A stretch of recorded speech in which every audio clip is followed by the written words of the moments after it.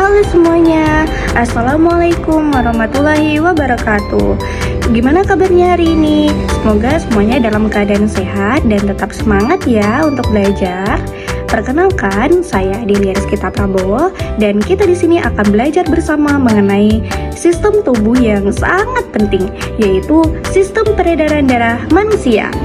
Dan di sini saya tidak sendirian loh. Saya bersama dengan 3 teman saya, yaitu Clara Delviana, Umil Aziza, dan juga Elianza Gintawana. Yuk kita sapa mereka terlebih dahulu bersama-sama. Hai teman-teman. Perkenalkan, nama saya Clara Delviana. Saya Umil Aziza. Saya Elianza Gintawana.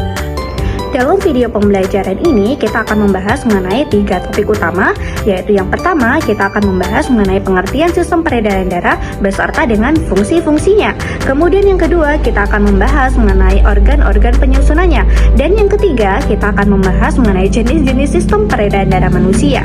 Oke, seru sekali ya. Jadi langsung saja, yuk kita masuk ke topik yang pertama mengenai pengertian sistem peredaran darah manusia beserta dengan fungsi-fungsinya. Disimak baik-baik ya.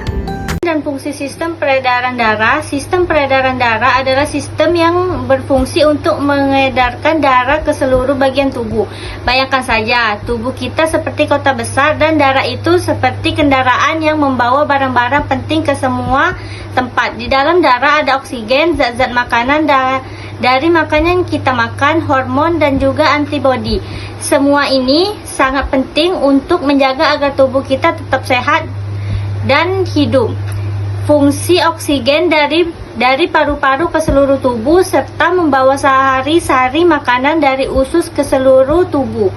Selain itu, darah juga membawa zat-zat sisa seperti karbon dioksida dan area untuk dikeluarkan dari tubuh.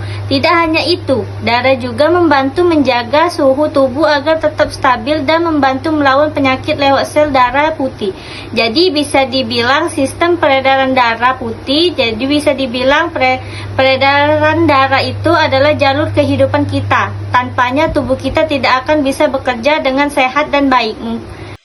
Oke, materi selanjutnya tentang organ-organ penyusun sistem peredaran darah. Setelah tahu pengertiannya, sekarang kita bahas tentang organ-organ yang menyusun sistem peredaran darah. Yang paling utama tentu adalah jantung. Jantung adalah organ berotot yang letaknya di dada sedikit ke kiri. Tugasnya adalah memompa darah ke seluruh tubuh. Jantung terdiri dari 4 ruang, yaitu 2 serambi atau atrium di bagian atas dan 2 bilik atau ventrikel di bagian bawah. Nah, setiap ruang punya tugas masing-masing dan semuanya bekerja secara bergantian dan teratur. Selain jantung ada juga pembuluh darah. Pembuluh darah ini seperti jalan raya tempat darah mengalir. Ada 3 jenis pembuluh darah, yaitu arteri, vena, dan kapiler. Arteri membawa darah keluar dari jantung, vena membawa darah kembali ke jantung, dan kapiler adalah pembuluh darah kecil, tempat yang terakhir, tempat pertukaran zat antara darah dan sel-sel tubuh. Nah, yang terakhir adalah darah itu sendiri. Darah terdiri dari sel darah merah yang mengangkut oksigen, sel darah putih yang melawan kuman, trombosit yang membantu pembekuan darah, dan plasma darah yang merupakan cairan pembawa semua zat penting. Semua organ ini bekerja sama supaya tubuh kita tetap berfungsi dengan baik. Oke, jenis-jenis sistem peredaran darah manusia. Manusia memiliki sistem peredaran darah yang disebut peredaran darah ganda dan tertutup. Disebut peredaran darah ganda karena dalam 1 kali perjalanan darah melewati jantung sebanyak 2 kali. Ada 2 jalur dalam peredaran darah manusia, yaitu peredaran darah kecil dan peredaran darah besar. Pada peredaran darah kecil, darah mengalir dari jantung menuju paru-paru untuk mengambil oksigen. Lalu kembali lagi ke jantung, sedangkan pada peredaran darah besar, darah yang sudah kaya oksigen dipompa dari jantung ke seluruh tubuh.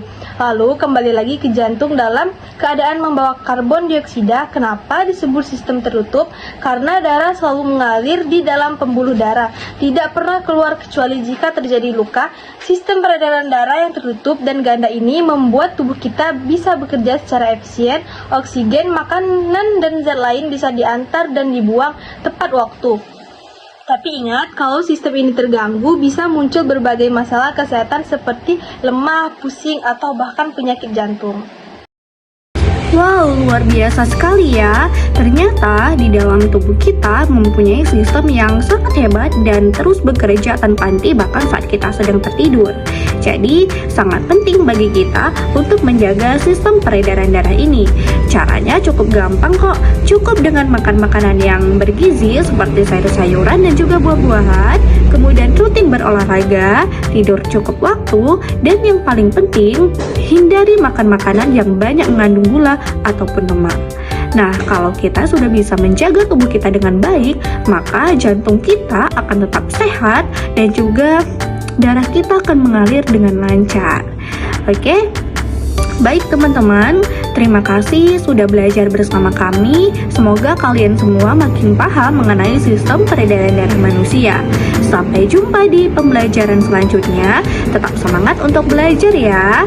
Wassalamualaikum warahmatullahi wabarakatuh.